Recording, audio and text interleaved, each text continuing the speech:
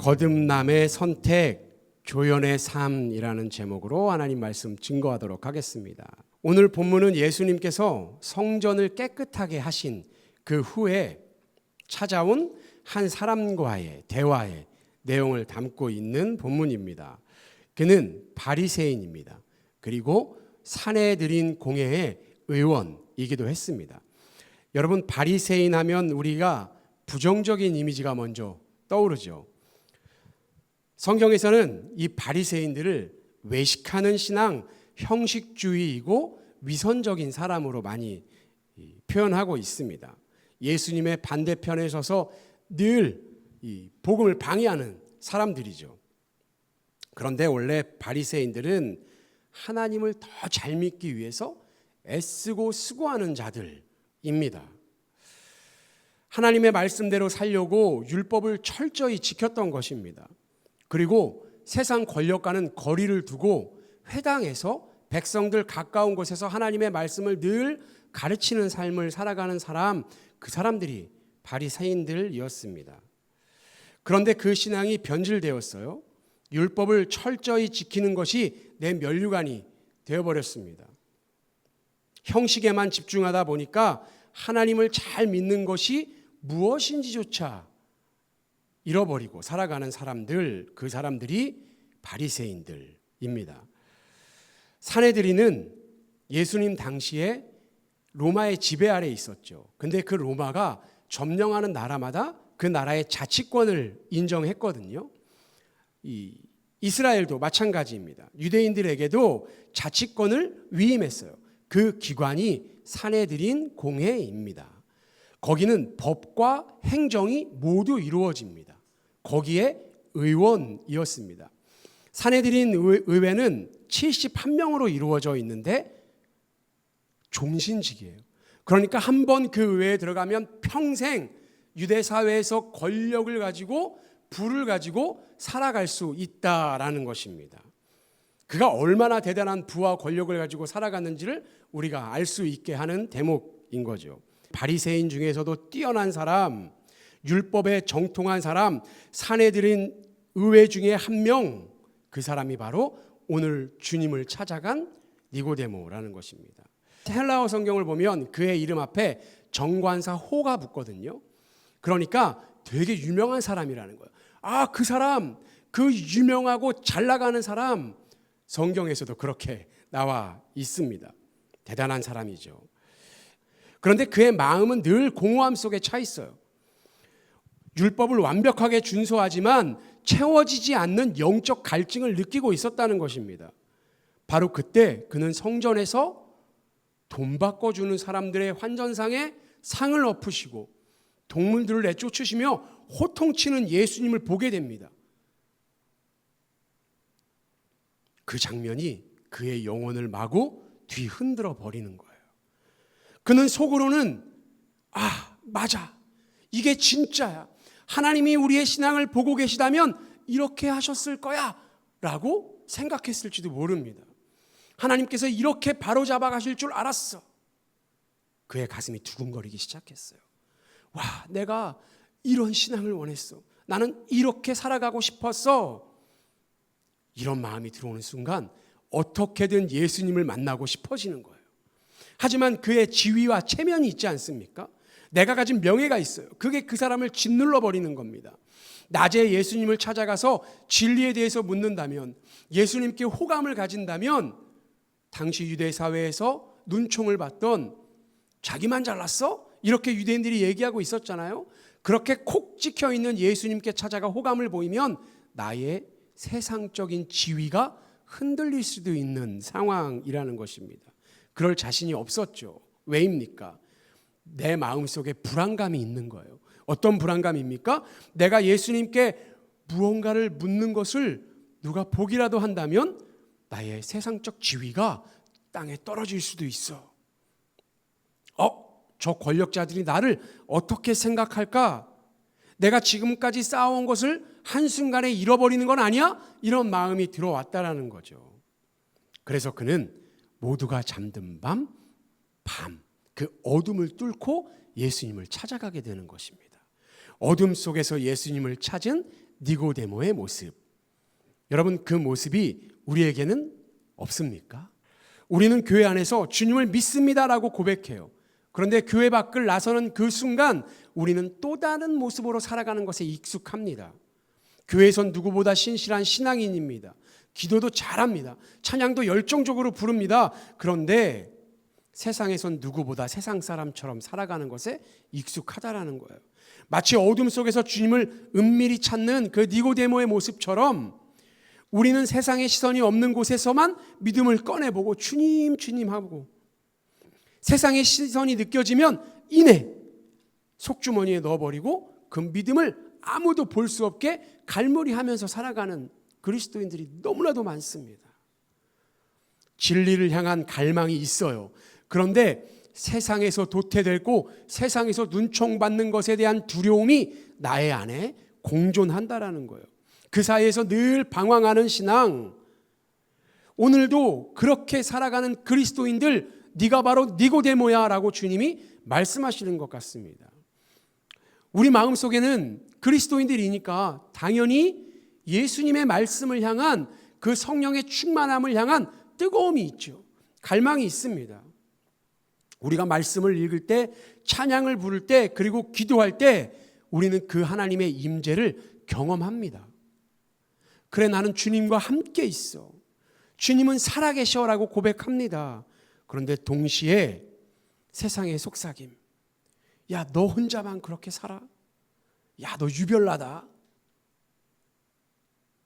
이 조롱 섞인 시선이 내 주변에서 느껴지면 이내 무너지는, 그렇게 살아가는 그리스도인들의 모습.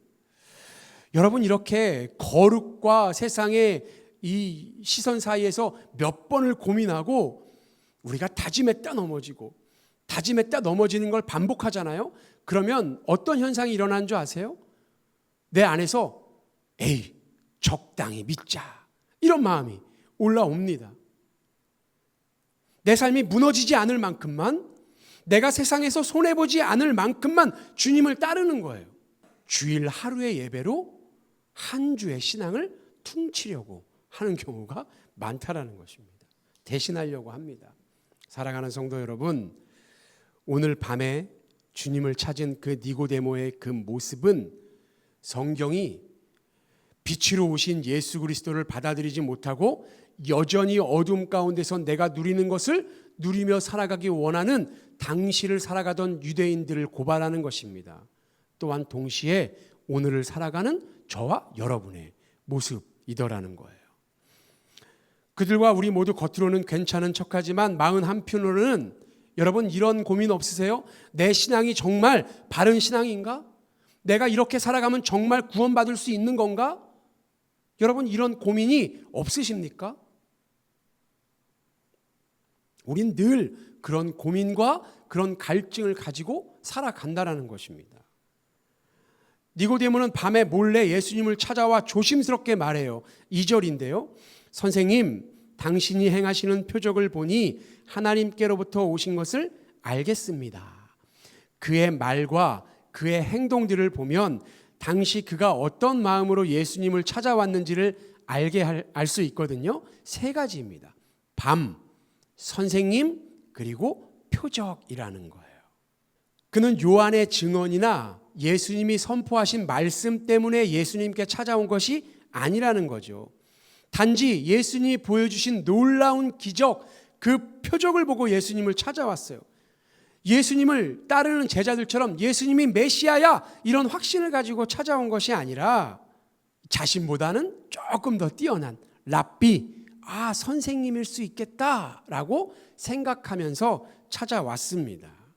그가 예수님을 찾아온 것은 여러분, 이미 성공한 자신의 인생에 표적을 더하면 정말 완벽한, 이스라엘에서 최고로 인정받는 랍비가 될 수 있겠구나라는 그 욕심이 있었는지도 모르겠습니다. 그러나 예수님은 그의 의도를 꿰뚫어 보시죠. 여러분, 표적은 목적이 될 수 없습니다.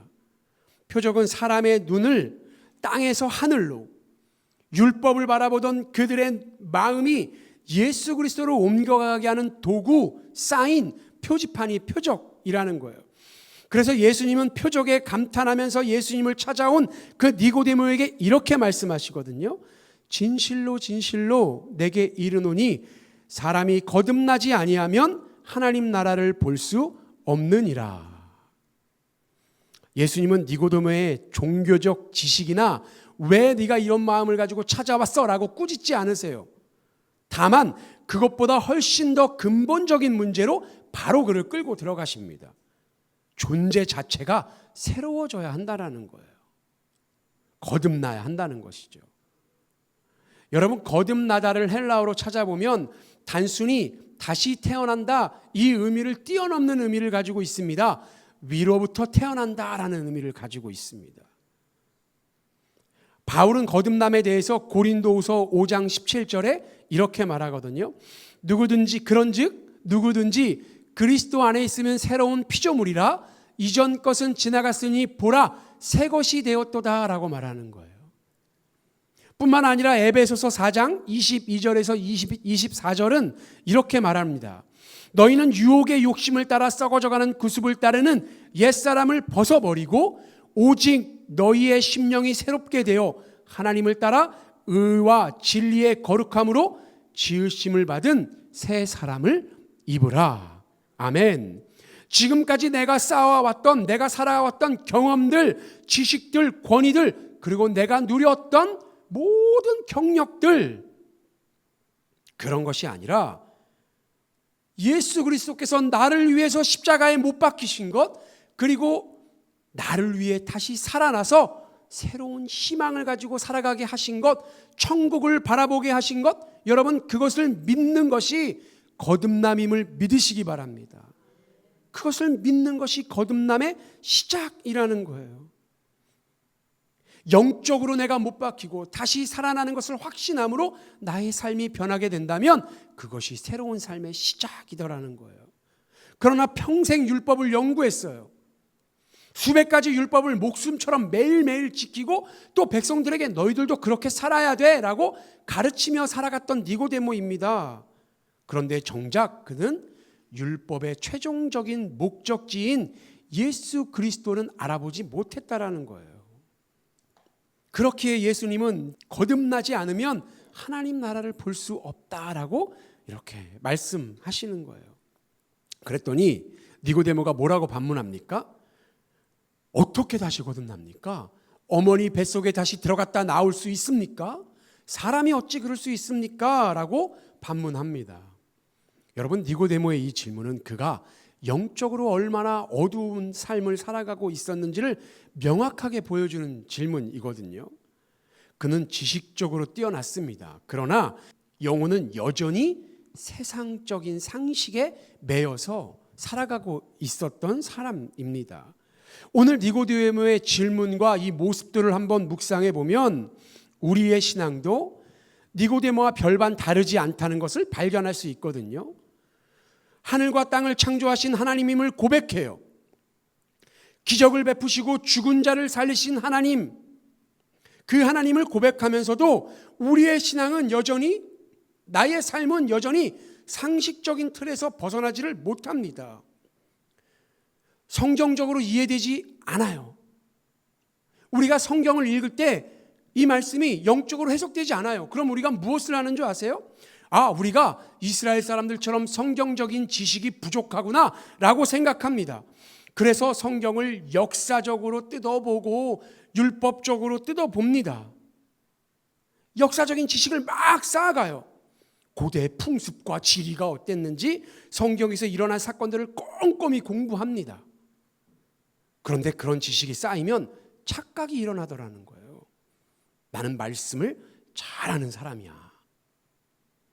그런데 그 지식이 우리의 삶을 변화시키고 우리의 영혼을 깨트리는 경험으로는 이어지지 않아요.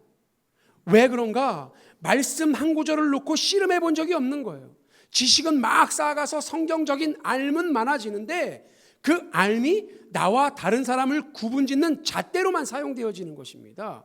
나는 성경을 이만큼 공부했어. 너는 성경을 모르잖아. 이런 잣대로 사용하더라고요. 열심히 하는 신앙생활이 오히려 그 사람을 세상적으로 묶어두게 되더라는 거예요. 상식을 벗어나는 말씀을 삶 속에서 경험하지는 못해서 그렇습니다. 여러분, 이런 사람을 뭐라고 불러야 할까요? 현대판 바리새인 아닙니까? 이건 마치 열심히 예배하고 봉사하는 것으로 내가 복받을 거라고 생각하는 것과 같은 거예요. 내가 이만큼 헌신했으니 하나님은 나에게 당연히 좋은 것을 주실 거야 라고 생각하는 것입니다. 하나님과의 관계가 노력 이코르 보상이라는 상식적인 거래처럼 생각하는 거예요. 우리는 예배라는 형식을 통해서 우리의 영적인 공허함을 채우려고 하지만, 지식을 통해서 하나님을 알아가는 그 지식을 통해서 영적인 공허함을 채우려고 하지만, 그 마음속에 하나님과의 인격적인 만남이 없다면 그 영혼은 늘 갈망하는 영혼이 된다라는 것입니다. 니고데모가 평생 붙잡고 철저히 지키며 살아갔던 그 율법처럼 우리는 우리 나름의 상식적인 신앙의 기준을, 그 틀을 만들어 놓고 신앙생활을 합니다. 새벽 예배는 당연히 해야지. 11조는 무조건 드려야 해. 봉사하려면 이 정도는 해야 돼. 이런 기준. 여러분, 이런 기준이 무시해야 된다는 게 아니에요. 내일부터 새벽 예배 안 나오시면 안 돼요. 네. 이런 조건들로 충분하지 않다, 중요하지 않다, 이런 말씀을 드리는 것이 아닙니다. 분명히 우리 신앙의 중요한 영역이에요. 날마다 쌓아가야 합니다. 그런데 이것이 하나님을 영적으로 만나고 그분의 뜻을 따르는 삶보다 우선되어서는 안 된다라는 거예요. 우리는 니고데모처럼 영적인 공허함에 늪에서 빠져나와야 합니다. 그래야 진짜 신앙생활이 시작되거든요. 예수님을 그저 눈에는 보이지 않는 유일신이다라고 섬기면서도 영적으로 전혀 깨어있지 않는 이 니고데모에게 거듭남의 주체에 대해서 말씀하십니다. 성령님이라는 거예요. 그리고 이 성령님을 바람에 비유해서 설명하시거든요. 8절인데요. 우리 함께 읽겠습니다. 시작. 바람이 임으로 불매 내가 그 소리는 들어도 어디로 와서? 아멘. 성령은 헬라어로 푸뉴마이거든요. 그런데 히브리어로 말하면 루하흐입니다. 둘째 딸 이름이 루하예요. 네, 거기서 따왔거든요. 루하흐. 바람, 성령이라는 의미를 가지고 있고, 하나님이 숨을 불어넣어 생명이 되니라. 그때도 루하흐입니다. 너 아빠가 그렇게 귀하게 이름 줘준 거야. 그리고 이 단어는 바람이라는 뜻도 가지고 있거든요. 여러분, 바람이 보여요? 보이지 않죠. 그런데 그 현상을 통해서 우리는 그 바람이 있음을 알 수 있습니다. 바람에 흔들리는 나뭇가지를 통해서, 바람이 우리의 뺨을 스쳐갈 때의 시원함을 통해서, 그렇게 우리는 바람을 느낄 수 있어요. 감촉을 통해서 존재를 느끼는 거예요. 마찬가지로 성령님은 눈에 보이지 않습니다. 그런데 성령님은 삶에 분명한 흔적을 남기신다는 거예요. 무슨 흔적이 남습니까? 내 고집으로 살아갔었는데 그 죄의 고집이 꺾입니다. 세상 즐거움보다 하나님이 더 좋아지는 거예요. 하나님의 그 성령의 충만함에 갈망이 생기는 거예요. 여러분, 이것이 증거입니다. 성령님의 흔적이에요. 우리 안에 내 노력으로 얻을 수 없었던 사랑이 생기고요, 평화가 생기고요, 오래 참음의 열매들이 맺혀가거든요. 이게 성령님의 열매라는 것입니다. 여러분, 이것이 바로 거듭남의 증거가 된다라는 거예요. 예수님은 니고데모에게 너는 이스라엘의 선생으로서 이런 것도 알지 못하느냐라고 꾸짖으세요. 예수님의 말씀이 그냥 니고데모야 너는 지식이 좀 부족해 이렇게 책망하신 것이 아닙니다. 그가 평생 연구하고 가르친 율법의 최종 목적, 그 율법이 가르치는 궁극적인 구원자이신 예수님을 알아보지 못한 것을 책망하신 거예요. 무슨 말입니까?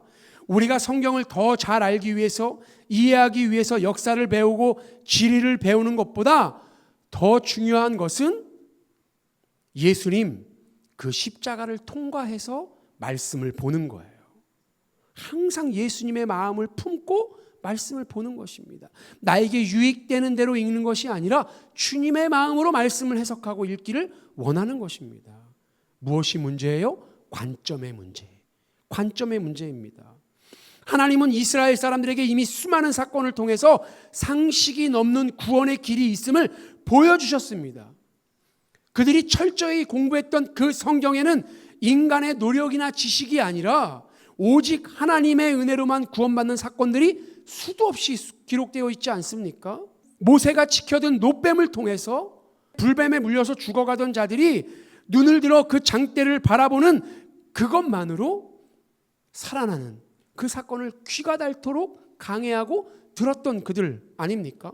어린 양의 피를 문설주에 바른 가정마다 죽음의 저주가 건너가는 유월절을 매년 기념하고 그들은 찬양합니다.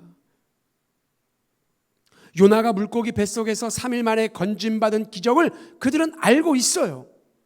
이 모든 사건을 통해서 말씀이 표시하는 것이, 보여주고 있는 것이 예수 그리스도임을 정확히 알 수 있도록 딱 지목하고 있다는 것입니다.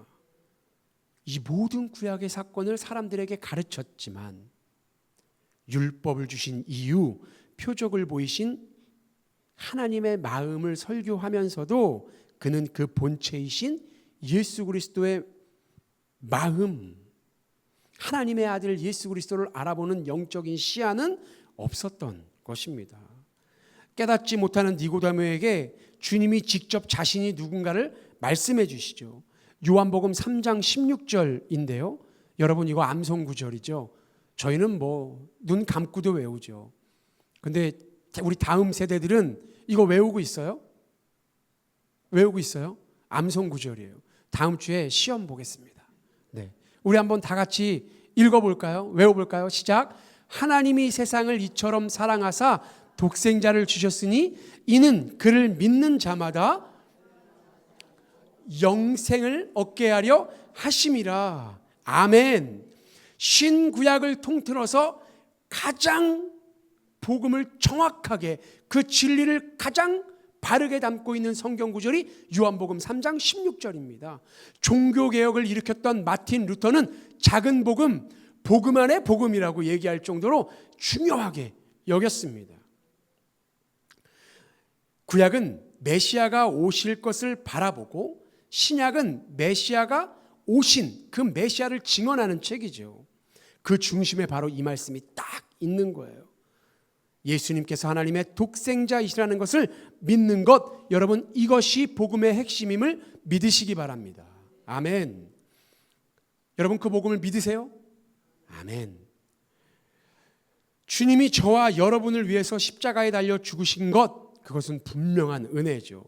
그런데 그게 전부가 아닙니다. 우리가 믿는 것은 그 십자가, 그 죽음을 이기시고 부활하신 예수 그리스도예요. 그분이 우리를 위해 하늘의 초소를 예비하시고 다시 오셔서 우리와 함께 그 초소에 거하겠다 말씀하신다는 거예요. 이것이 진짜 은혜이고 진짜 복음인 것을 여러분 믿으시기 바랍니다. 죽음에서 머물러 있는 것이 아니라 부활을 소망하는 신앙. 그래서 우리의 십자가는 붉지 않아도 돼요. 하얀색 영광을 의미하는 십자가여도 된다는 것입니다. 그런데 예수님을 믿기는 믿는데 내가 믿음 구원받는 게 맞는가? 이런 의심을 가지고서 신앙생활하는 사람들이 있어요. 혹은 구원과는 상관없이 그냥 내 삶에 표적만 일어나면 돼, 잘 살기만 돼, 이런 신앙에 머물러서 신앙생활하는 사람들이 있거든요. 오늘 본문을 믿는 자와 안 믿는 자의 그 정확한 기준을 행위라고 말하고 있어요. 19절을 보니까 행위가 악함으로 어둠을 더 사랑한다라고 말하고 있다라는 거예요. 독생자의 이름을 마음으로 믿지 않는 자는 복음을 알기 전 자기의 모습, 세상의 가치관을 절대 버릴 수 없다라는 거거든요. 여러분 여기서 말하는 이 행위가 단지 우리가 도적질하고 사람을 죽이고 누구를 때리고 이런 도덕적인 범주를 벗어납니다. 하나님께 나아가는 길을 가로막는 그것이 무엇이든 하나님을 더 사랑하지 못하게 만드는 그것이 무엇이든 그것이 악이다라고 말하고 있는 거예요. 무엇입니까? 내가 사랑하는 돈일 수도 있고요, 명예일 수도 있고요, 사람일 수도 있어요. 우리는 선택해야 되는 거예요. 빛을 따라갈 것인가, 아니면 어둠에 머물러 있을 것인가. 세상은 끊임없이 말하죠. 열심히 공부하면, 그리고 열심히 일하면 성공하는 거야. 이게 세상의 이치야 라고 우리에게 말합니다. 여러분, 틀린 말입니까? 맞습니다. 열심히 살아야 내가 원하는 그 꿈을 이룰 수 있습니다. 그런데 그 길을 따라가다 보면 어느 순간 하나님보다 세상의 이치가 더 크게 보이기 시작합니다. 더 사랑하게 되는 거예요. 말씀을 붙들고 빛으로 나올 것인가, 아니면 적당히 타협하며 어둠을 더 사랑하는 그 자리에 머물러서 그저 복만 받기를 바라는 사람으로 남아있을 것인가. 이것이 빛과 어둠의 갈림길이고 또 생명과 죽음의 갈림길이라는 거예요. 여러분, 어떤 청년이 있습니다. 그는 새벽마다 기도했어요. 한 번도, 비가 오나 눈이 오나 한 번도 새벽 예배를 빠진 적이 없습니다. 그의 기도 제목은 간절했어요. 하나님, 내가 좋은 직장 들어가게 해주세요. 하나님, 내가 좋은 배우자 얻게 해주세요. 얼굴은 이렇고요, 몸매는 이렇고요, 키는 어느 정도 돼야 되고요. 이런 기도의 제목을 낱낱이 너무 간절하게 기도하는 거예요. 하나님이 어느 날 그 기도에 응답해 주셨어요. 아멘입니다. 날마다 열심히 하나님 앞에 구했더니 응답해 주신 거예요. 좋은 회사에 들어갔어요. 정말 내가 바라던 그 이상형과 딱 결혼했습니다. 하나님의 은혜 맞습니다. 그런데 그 좋은 회사에서 너무 바쁜 거예요. 주말에는 뭐 해야 돼요? 그 누구에게나 보여주고 싶고 자랑하고 싶은 그 아내와 놀러 다녀야 돼요. 점점 신앙생활이 무너져 내려가는 거예요. 더 이상 새벽 예배는 물론이고 주일도 밥 먹듯이 빠지는 사람이 돼버렸어요. 여러분, 어떻게 된 거예요? 기도에 응답 받았지만 그 기도가 이루어지자 더 이상 하나님이 필요 없어진 것 아닙니까? 기도의 응답이 살아계신 하나님께 영광이 되는 것까지 이어지지 못했어요. 오히려 세상에 더 깊이 들어가 버리게 된 것입니다. 은혜는 받았지만 그 행위로 결국 그가 무엇을 더 사랑했는지 스스로 증명했다라는 거예요. 직장에서 성공하는 방법, 좋은 대학을 들어가는 방법, 여러분 유튜브에 수도 없습니다. 어쩜 그렇게 방법을 많이 아는 사람들이 그렇게 많습니까? 열심히 일하고 열심히 공부하면 성공한다는 것 당연하죠. 그 이치를 따라가면 내가 성공할 수 있다는 확신이 들거든요. 그런데 예수님께 집중하면 어때요? 너 이 방법은 잘못되었어. 나로 인해 은혜를 받아야지. 나로 인해 나에게 영광을 돌리는 삶이 돼야지. 이런 말을 하실 것만 같은 거예요. 우리가 성경을 펼치면, 예배만 드리면, 기도만 하면, 그러니까 내가 말씀과 거리를 두기 시작해요. 그러면 어둠을 더 사랑하기에 빛으로 나올 수 없는 그 사람, 오늘 성경이 고발하는 그 사람들의 결론이 뭐예요? 결국은 적당히 타협하자 이거예요. 혹시 교회 안 나오면 하나님이 또 벼락이라도 내리실지 모르니까 그래도 기본은 하자. 주일에 예배에 나와서 안잔을 잊자. 이런 걸로 결론이 나더라는 거예요. 적당한 타협점은 결론적으로 나도 잘 되고 세상에서 부끄럽지 않을 만큼 나도 잘 되고 하나님도 잘 되고라는 거예요.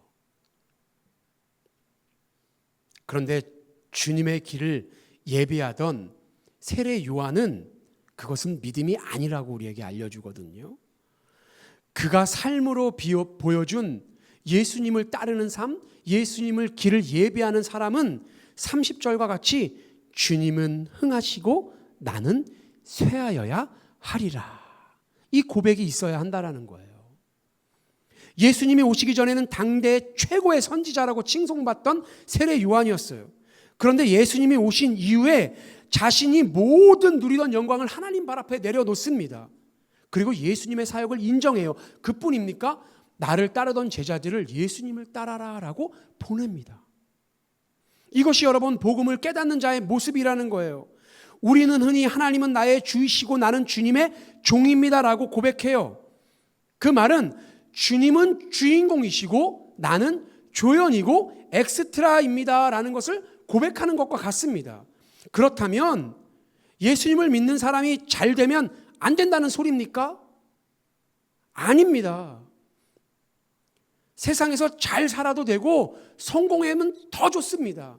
그러나 세상의 방법과 세상의 이치로 잘된 내 모습을 통해서 영광 받으실 하나님은 없다라는 거예요. 주연이 빛날 때 조연도 빛나야 되는 거예요.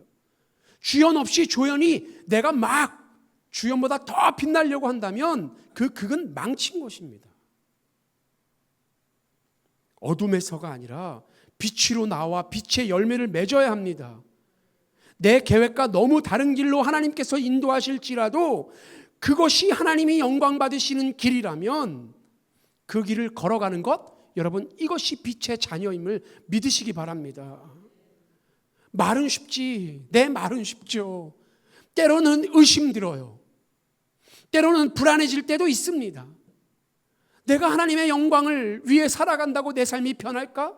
나의 공고함이 조금은 나아질까? 의심듭니다. 우리의 영혼이 때로는 어둠의 깊은 곳까지 끌려 들어가서 막막함이 밀려 들어와서 그저 눈물만 하염없이 흘릴 때도 있습니다.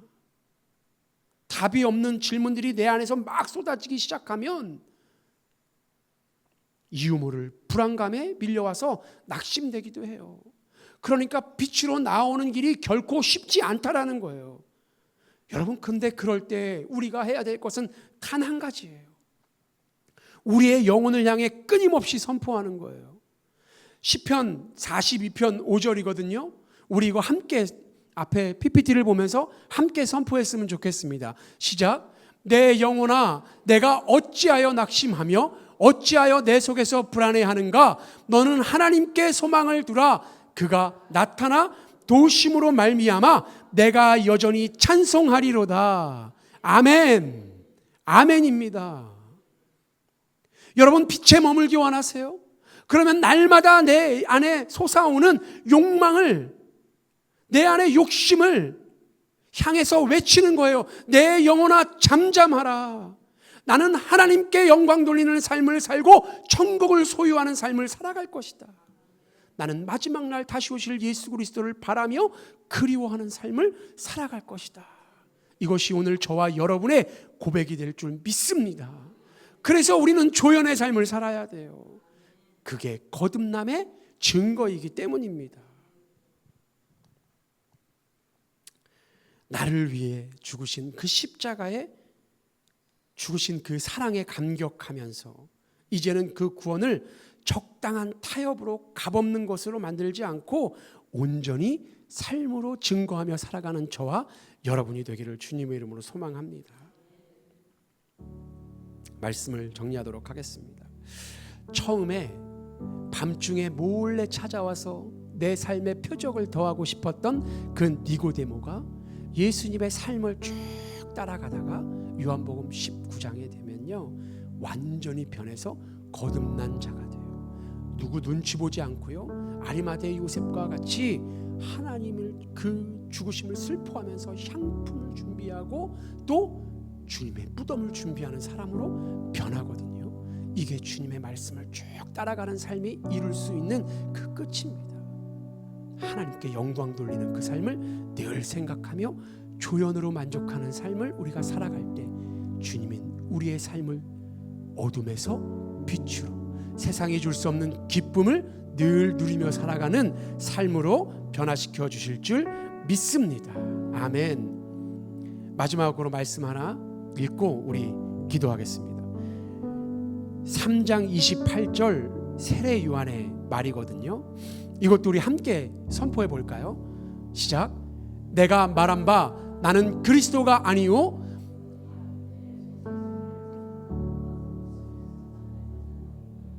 아멘. 증언하는 자는 누구입니까? 우리입니다. 우리가 삶으로 열매 맺어 예수 그리스도를 증언하는 삶을 살아가게 될 줄 믿습니다. 기도합니다. 사랑과 은혜가 풍성하신 하나님 아버지, 오늘 니고데모의 밤 그리고 우리의 삶을 돌아보게 하시니 감사합니다. 세상의 시선이 두려워 어둠을 틈타 주님을 찾고 스스로의 지식과 논리로 하나님을 가두려 했던 우리의 연약함을 고백하오니 아버지 하나님, 적당한 타협이라는 이름으로 세상과 하나님을 겸하여 섬기며 하나님 쪽에 서기를 머뭇거렸던 우리의 죄를 용서하여 주옵소서. 우리를 이처럼 사랑하사 독생자 예수 그리스도를 주시고 우리의 행위가 아닌 오직 믿음으로 구원받는 은혜의 길을 열어주심에 감사합니다. 이제는 우리 안에 오신 성령의 능력으로 말미암아 우리가 온전히 거듭나 조연으로 만족하는 삶을 살아가므로 더 이상 밤에 머물지 않고 빛 가운데로 나아갈 용기까지도 허락하여 주옵소서. 우리가 수고하고 애써야 할 것이 세상에서 잘 되고자 하는 몸부림이 아니라 주님이 우리 삶의 주인공 되시도록 기쁨으로 조연의 역할을 감당하는 것임을 깨닫게 하여 주옵소서. 불안과 낙심 가운데 빠져 있을 때 내 영혼아, 너는 하나님께 소망을 두라 담대하게 선포하게 하시고 여전히 찬송할 때 주님이 나의 삶을 붙들어 주시고 평안 가운데로 인도하여 주실 줄 믿으며 살아계신 우리 주 예수 그리스도의 이름으로 기도합니다. 아멘.